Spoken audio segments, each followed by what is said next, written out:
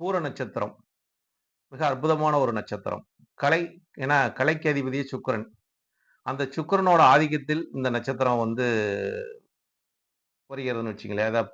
பூர நட்சத்திரத்துக்கு சுக்கிரன் அதிபதியா வருகிறார். அப்ப அந்த சுக்கிரன் அதிபதியா வரும்போது, அவங்களுக்கு உண்டான கலை ஆர்வமும், கலைமிக்க ஒரு அலங்கார பிரியர்களாக இருப்பார்கள். அப்படிங்கிற ஒரு நிலையெல்லாம் இதற்கு உண்டுன்னு வச்சுங்களேன். நிலைத்தன்மை ஏற்படுத்தி கொடுக்கும் என்ற ஒரு நிலைப்பாடு இருக்குது. அப்ப இந்த நட்சத்திரத்தில் இப்ப ஒரு அவதரித்தவர்கள் என்று பார்க்கும்போது, அ ஆண்டாள் அவர்கள் பூர நட்சத்திரத்தில தான் அவங்களுக்கு ஒரு விசேஷம்லாம் வரும்னு வச்சுக்கங்களேன்.